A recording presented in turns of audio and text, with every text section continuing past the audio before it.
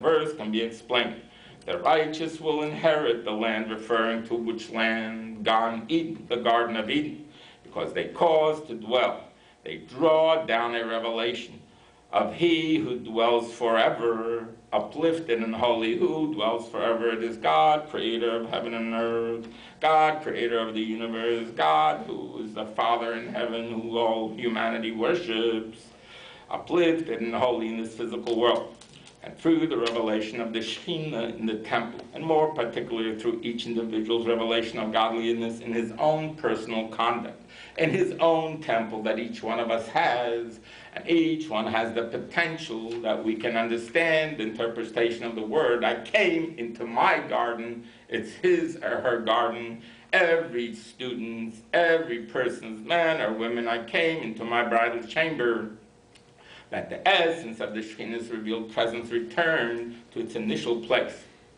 This concept can be taken further. The ultimate purpose for the creation of the world, the spiritual and the physical, was for what purpose? It lay in God's desire to have a dwelling place in the lower worlds, that man's service of subduing and transforming his physical nature and harnessing its energies to serve God will reveal the apparent presence of God even in this material plane, and even more so than one can reveal it in the heavenly spheres.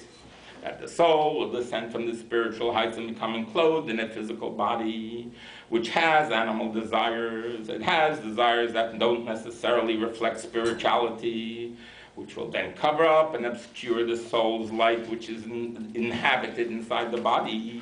Nevertheless, the soul, through its service in Torah and mitzvahs, the Torah, the study of Torah, the studying of the light of Torah, and the mitzvahs, the doing of the commandments, will be able to refine and purify the body, and its animal desires and its surrounding environment as well will become harnessed, not to be destroyed, but harnessed to serve God. And through the above explanation, we can appreciate the interpretation of the verse, and you shall make me a sanctuary, and I will dwell within, stressing the plural, within them. The plural usage of within referring to the temple within the heart of every Jew, and the heart of every person that goes ahead and fulfills the commandments of God through an individual service of refinement, through subduing and transforming his physical nature. It brings about the revelation of the Shekhinah in his personal temple.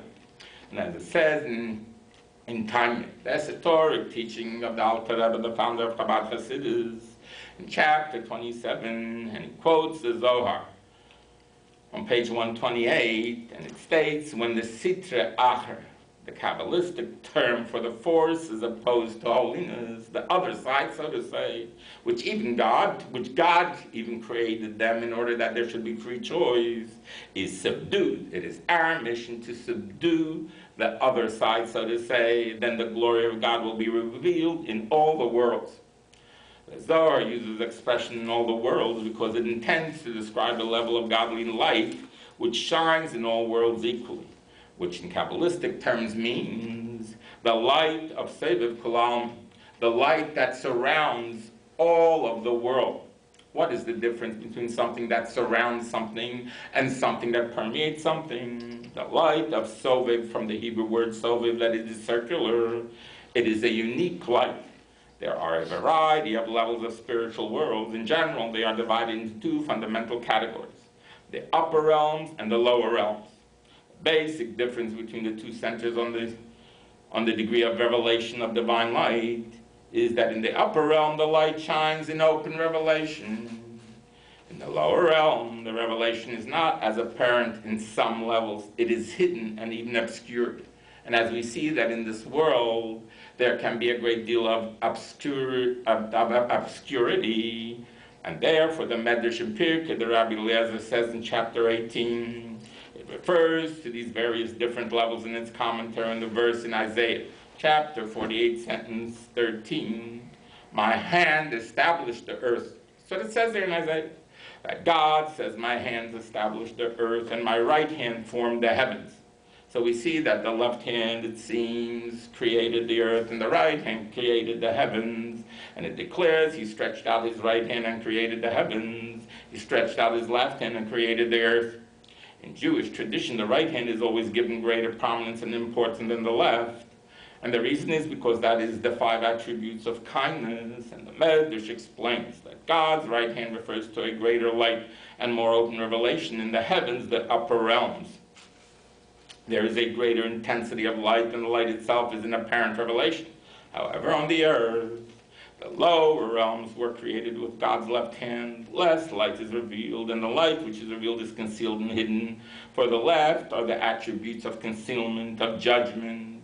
The concept can be grasped more completely through comprehension of the differences between the 4 spiritual realms described in the verse in Isaiah, chapter 43, sentence 7, where Isaiah says, "And that is called by my name, and for my honor I created it."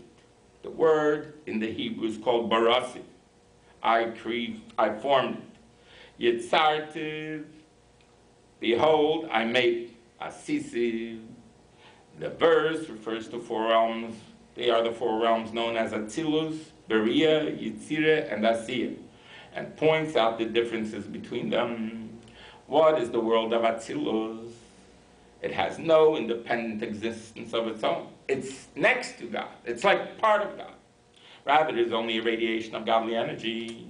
In Atzilus, the divine energies which, due to the ultimate supernal nature of their source, could not be revealed and come into expression. Humanity, the worlds, can't handle it. The Hebrew word for Atzilus has 2 possible roots. One is next to, or close by, and 2, separation.